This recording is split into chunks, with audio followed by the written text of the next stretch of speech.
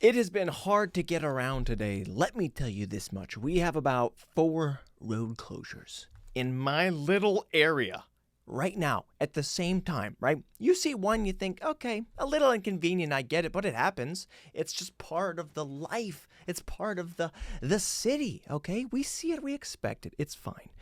The second one shows up, you go, oh, I mean, it's a little bit of a coincidence that they're happening at the same time. It's going to make it a little bit difficult to travel, but okay, I'm going to let it go. It'll pass. Everything will be okay. When the third one pops up, you stop, you hit the brakes, you go, are you kidding me? Traffic shut down, 3 road closures? How many road workers do we have that we can even delegate this business? So then you'd be packing it up and you go back home, but you can't even get home because it takes 7 detours just to get there because there's a 4th closure, man. What's with all the road work? Because the road works as it is. I don't get it. I don't understand it. When is enough enough? Because on top of this, we have like 19 other on-ramps to our highways that are also shut down for the next 2 years or so. They're readjusting curves and whatever, but it doesn't matter. The point is, they work fine. Why? What happened to the whole, hey, if it ain't broke, don't fix it? I don't know what this is. The tax dollars, the city, like the money spent here could way better use somewhere else. Like, let's just leave the roads as is. No one's breaking rims, popping tires, destroying car frames. It's fine the way it is. Let's use this money for something great and fantastic, like a pool party or a citywide pogo stick convention. You gather around the whole city and you're like, you know what, I'm paying taxes, but this isn't so bad. Oh! Don't tell me that my shirt is stuck in my butt crack. It's not ideal, no, but peeps, welcome back to Full Circus. My name is Tristan Sartoris, and let me just say something quick. There's been an influx of crazy circus goers. Even though the show says full, people are sneaking in, all right? So more people are checking out the show, and I'm glad to have you guys here. I am, but I have to say this much. When people begin to latch on to a certain event or joke or video or whatever it is that brought you, the promotion that introduced you to said circus, it puts a lot of pressure on the next circus show. Because now I'm like, hey, this isn't a normal podcast. There's no formula or structure or wisdom or advice that's really being bestowed. I don't have a financial key that just go through my bullet points or be like, hey, this is the therapeutic advice I have for you. No, it's just stupid blips. I'm throwing chemicals into the beaker and it's a recipe that comes out with an explosion. And now with more people like, oh, he did it. A+. Please, Tristan, come up to the front of the class and repeat your process. My process? I was fooling around. There's no equation for stupidity. So now, when more people come in, I'm like, oh, shoot, how do I do this? I was just throwing recipes into the microwave. I didn't even know how to use the oven, and somehow a cake came out. I don't know what I'm doing. I don't even know what coconut flour is.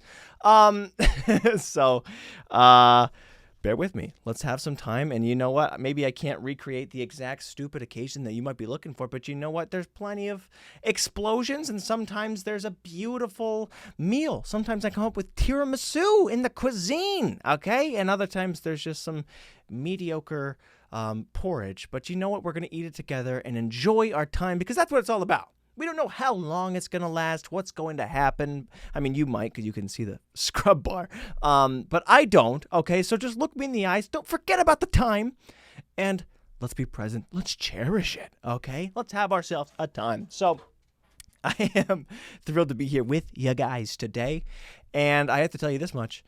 I'm recording this episode back to back, okay? So what had happened is that I'm watching some more canines. Oh, round of applause for the saint who watches other people's dogs, right? Now, I know I said I wasn't going to be doing this anymore, and I was serious when I said it. I said only my aunt and my brother. From now on, I'm keeping it in the family, right? Italian mafia of dog sitting. Make an offer you can't roof. Woofuse, you get it? So anyways, yeah, I thought that was for reals, but apparently I decided I'm going to accept new applicants. So a lot of the people that I've ventured out and I've experienced some non-family dogs, it's been fine. You know, the people have been great. The dogs have been sweet. The pay is fine. But when you have a certain situation, see the last occasion where I almost got murdered, that's a bit of a major red flag. I just don't feel like going back. You know, I can't really find any comfortability. So I decided it's only going to be family dogs from now on. And they might be gross and dirty, but they're my gross and dirty. But anyways, that's what I thought. And then I realized that, I'll give people a shot. Maybe they'll meet my expectations or my criteria. Really, the bottom barrel of the list is just don't feel like my life is in danger and, give it a shot. So I am doing that. I just met with the lady a couple days ago, met the dog. They're both very sweet and nice. And green flag, they have a security system for dogs. Here we come. So you can't put a price on security. I mean, you probably can, whatever it costs to hire a security guard. But outside of that, the comfort that I have having a system that I already forgot how to activate is priceless. So, yeah, that will be fun. Wish me luck, because right now I'm probably looking for her remote that she lost. She offered me a bonus if I found it. What had happened was that her kids were watching too much TV, I guess, and she said, "Go outside. I'm hiding the remote. Go outside. Go have some fun. No more TV." They go outside for a while. They come back in. They say, "Hey, can we watch TV now?" They say, "Sure." Oh, crap. So she forgot where she hid the remote, dude. I told her she should work on professional Easter egg hunts, because that is just top of the line hiding skills. So, pray for me. I will try and snoop and dig and discover this and hopefully return to you guys with a rallying tale of success, or failure. We'll see what happens. So, anyways, that's what I'm up right now, dude. It is back to back.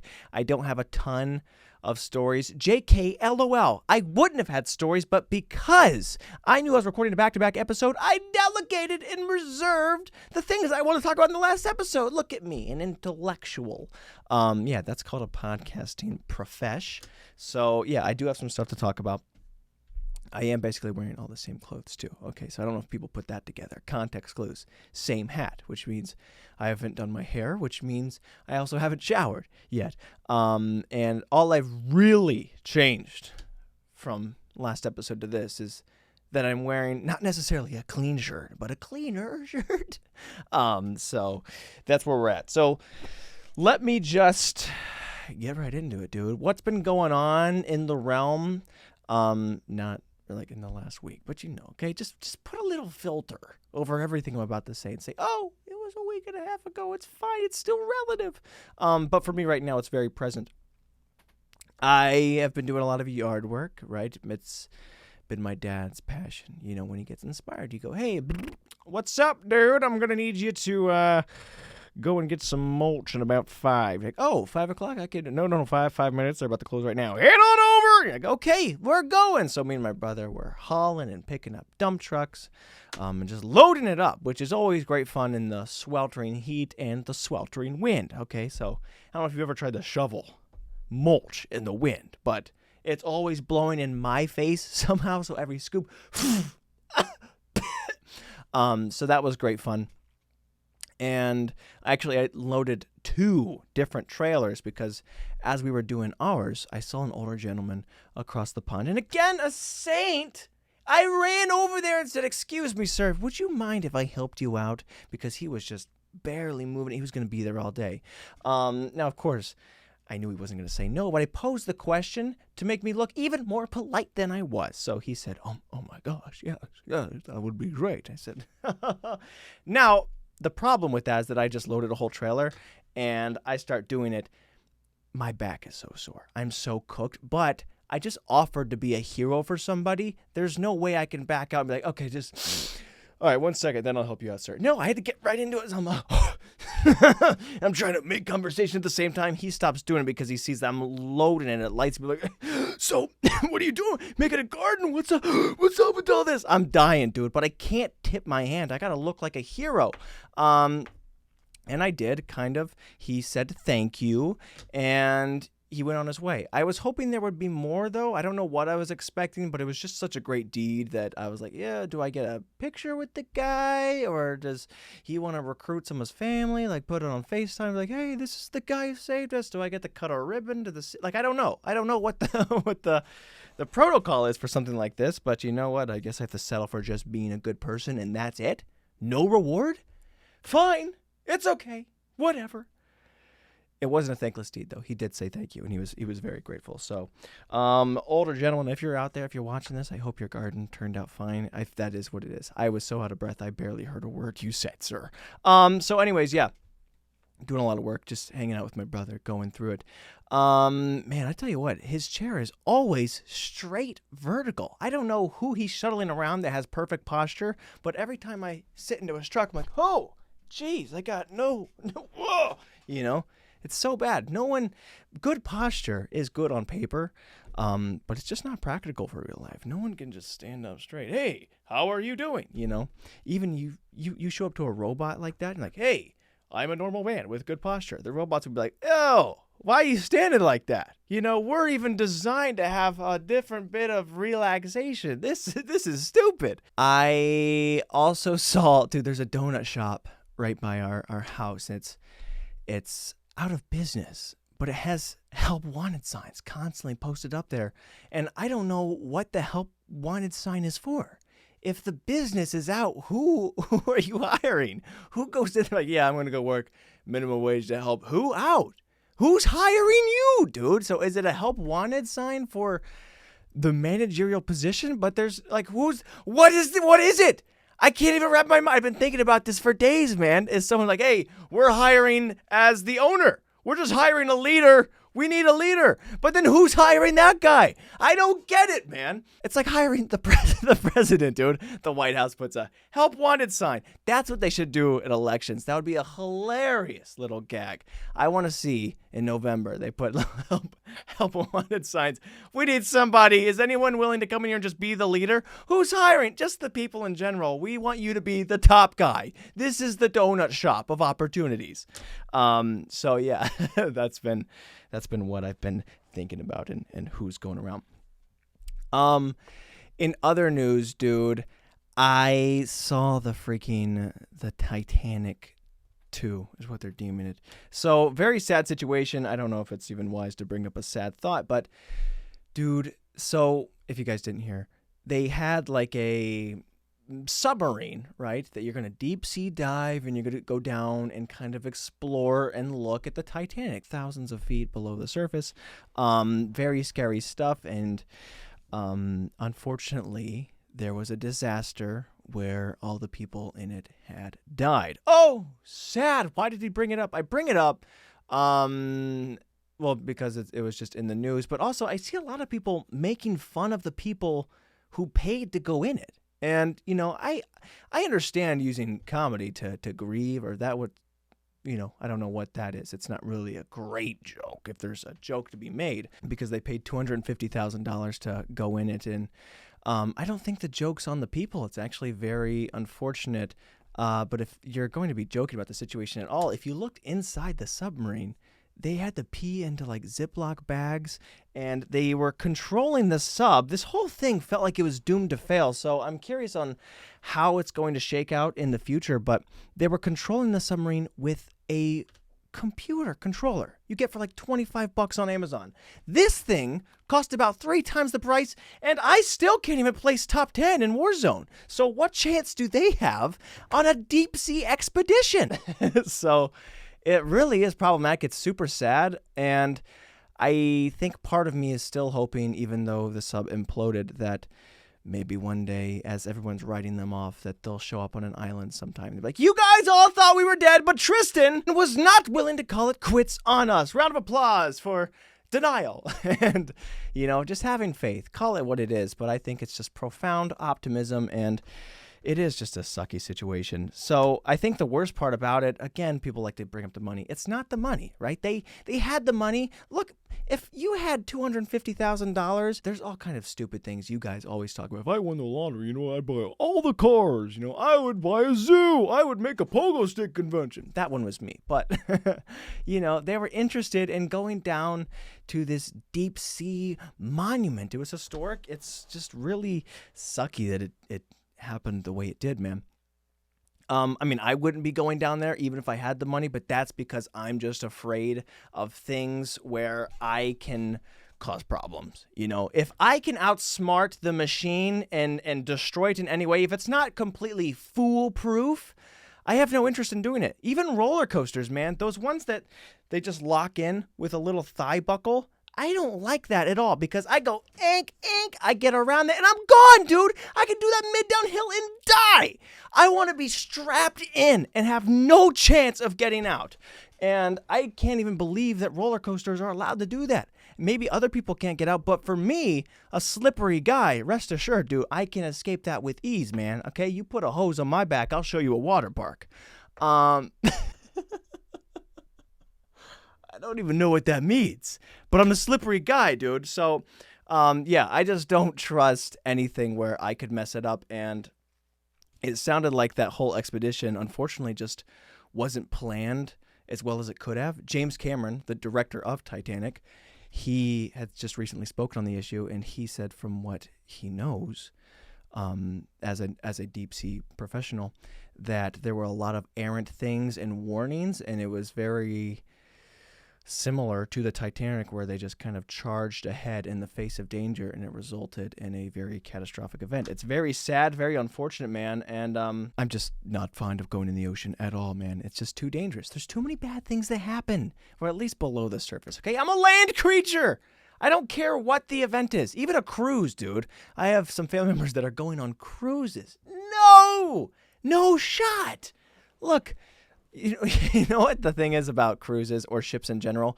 Where are these captains that are applying to do this? As soon as I see that rule, the captain must go down with the ship. Psych! I'm going to apply for a donut shop where I can be the leader. They don't say, hey, you go down with the pastries. No, what kind of sick job comes with a description? You die with the project. No shot, dude. No way, man. So all of a sudden I'm captaining a ship, but someone pokes a hole in the boat and I gotta die just because they didn't build it correctly? Or I gotta sit here and die because everybody else, Mr. Slow Feet McGee, couldn't get off the ship in time? Well, captain can't leave without all the passengers. Bye! No way, dude. If I was ever the captain of any vessel, you better believe that the whole cruise is like 20 feet off the coast. We're like, hey, we're going to go see the Bahamas. Well, barely. We're just going to kind of stay right on the coast. Where are we not? Did we set the sail yet? No, dude. We're not going into deep water. I'm staying as close as I can because I know if something goes bad and you idiots can't get off the boat in time, we're all swimming to safety, okay? It's just a messed up position. And I don't like the water. I'm not fond of it. And I want to say rest in peace to the people who had fallen, but again, I don't want to claim that they have died. People are saying that they have, but, it's just a messy situation, Screw the ocean. No wonder people want to go to space first. Like, hey, let's just avoid this whole freaking thing. Let's try the cosmos.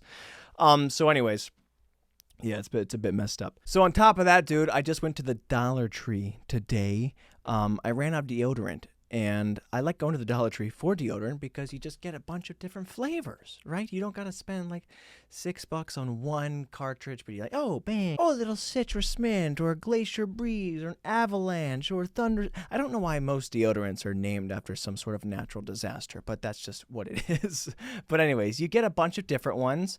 And unfortunately, it is a little bit embarrassing when you get a bunch of deodorants and that's all you get at a Dollar Tree because people are looking at you like, oh, smelly boy, huh? You need that many deodorants? Couldn't just get one? It's like, I'm just trying to stock ahead, dude. So I feel a little weird walking through the aisles with only deodorant. And so I get up there and I dump all my deodorant onto the counter. There's a lady behind me, and I turn around to look at something. We accidentally make eye contact, with one of these little awkward encounters. Like, oh, well, now something has to happen. There needs to be action in this place because then it's just even more weird than it was. So I let a nice friendly smile. Hey, hey, nothing. She stays.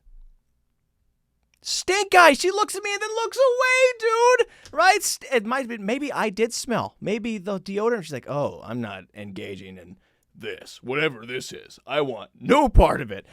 So I felt shunned for my stinky deodorant haul, dude. It was quite embarrassing, man. That was my little Dollar Tree story. On top of that, though, I've realized recently that when I'm holding items, right, my middle finger barely has any impact on the actual grip of the item, because when people wave at me, either in traffic, hey, you go ahead, oh, okay, oh, or hey, how you doing, or a neighborly, hey, what's up?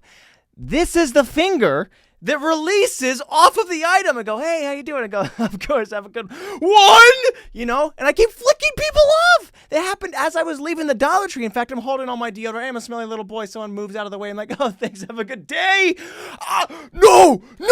And like, oh, man, I got flicked off by the freaking disgusting pig in the parking lot. Gosh, dang it, man. I don't know what it is. But so if you are getting flicked off by me constantly in the world, just know has nothing to do with you. It's just that I don't use this finger for a lot of grip, okay? It's just my commutative finger, but I don't mean it like that. It's just not the way I mean it. Good luck trying to sell that, though, when you chase someone down. That's not what I meant. Look, this has nothing to do with what you thought. It was endearing. So anyways, that's what's been going on, dude. Anyways, guys, I have some news for you, dude. We have another question submitted into the show. Cue the music. There's still no music. I'm sorry, guys. Dude, I am thrilled that people have decided to trust their livelihood in my hands. So welcome back to Silly Psychology. There's still not a name. Information with an imbecile. Whatever you want to call it. We can workshop it together. But yeah, I'm thrilled because this one is a doozy. Let's get all professional. Let's sit up straight and, the straightest posture that would make a robot go, ew. I'm excited.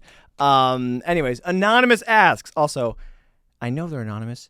I gave the option to these people if they wanted to remain anonymous. I swear I'm not writing these, okay? I want somebody to submit a question and then hopefully like, hey, I'll leave my name here. And then you can look them up and follow them. Like, oh, this is a real person. Tristan isn't writing to himself and giving himself advice, although not a bad idea. Anyways, Anonymous, the real person, asks, when do you know when the time is right to walk away from a friendship that is no longer making you feel good? Holy crap, dude. This is a real test, okay? This is not a wedgie question like from last week. You are really putting me into deep waters. And I don't like the waters, but I'm going to try and swim as best I can. So let me say this, Anonymous. I have had a few friendships that I have kind of walked away from, that they weren't really piquing my interest. I didn't feel like they were great. I was younger at the time, and I just kind of stopped. I was like, hey, I'm not going to ask to sleep over at your house. And if you ask, I'm just going to tell my mom to tell your mom I'm busy. And, that works when you're 11 years old. But if you're trying to separate yourself from a friendship, I would at least communicate what's going on. Like, hey, dude, we're just not vibing. You're not, meshing well. The one-liners aren't what they used to be. Also, you borrowed $20 and never gave it back. What's the matter with you? And tell them that. But, I think it's important that if there is any meaningful relationship here, that you at least, tell the person what's up. And I would also say walking away from a friendship is different than walking away from like a romantic relationship. It's a one-on-one where you actually leave, you separate. Leaving a friendship, and I've had many friendships that I've reconnected. It's not like closing the door and really leaving. It's like I'm just walking into the other room, okay? And there's an open doorway here. So it's not really absolute close. And you don't want to close the door on a friendship. Like, listen, this isn't where we are right now. But who knows? People grow, people change. Maybe I'll come back with some jokes. Maybe you'll pay me back and we can reconnect in that way. So that's what you're saying if no longer making you feel good. Like you're just like, oh, this isn't worth my time, I don't feel just happy with the friendship in general. But if you mean that I'm feeling bad, like they're mistreating you in some way, then freaking close the door, kick them out of the house, take $20 from them, and then go. Hey, can I borrow some money for some new shoes? Sweet, we're no longer friends. Wash my hands of that situation. Again, this is not legal advice. Please, if anyone follows the instructions here, I offer no repercussions on my behalf. So don't do that. But if you do, let me know how that goes. So yeah, if someone's mistreating you, dude, you just bail, and you don't owe them anything. You can tell them if you want, but yeah, don't waste your time in any sort of relationship that is not making you feel fulfilled and satisfied. Here's the deal, Anonymous. We only have 24 hours in a day. 16, okay, if you're sleeping a good night's rest. And actually only 8 hours if you're working a full-time job. 6 hours to factor in eating. 5 hours if you go to Taco Bell, okay? So really, there's not a lot of time in your day, man. And it's not really worth wasting seconds, minutes, or whatever it is on someone who is mistreating you or not making you feel the way you want to, okay? What are you doing wasting time with this guy? He took $20 from you. Close the door, man. Because at the end of the day, you're the one who has to lay in bed at night alone. Unless you have a significant other, then you're not alone. But if they fall asleep, you're basically alone again. And you're the one who has to be there and be like, am I happy with my 5 hours in a day? Or am I wasting it with some gobstopper who's not making me feel like I'm making a good use of my time? So, you know, there's different situations. Although, I mean, you have to factor in sometimes with your loved ones or whatever, you have to waste those 5 hours. You're like, hey, I'm going to work all day in the fields because this is going to help someone else out. Is it convenient? Is it fulfilling me? No, but you know what? Sometimes sacrifices are important. But this is a judgment call that I don't have all the information on. I would say definitely gauge the situation. If it's someone you know, someone you trust, someone you actually have a deep, profound connection with, talk to them. Let them know and bounce, you know? So the real situation is regarding how you're being treated and what it means to you. So you can just cut ties, or you can just kind of separate yourself. Like, listen, not right now, right? I just need some space, man. Again, the $20 is a bit of a biter, though. So if they did do that, you know, feel free to.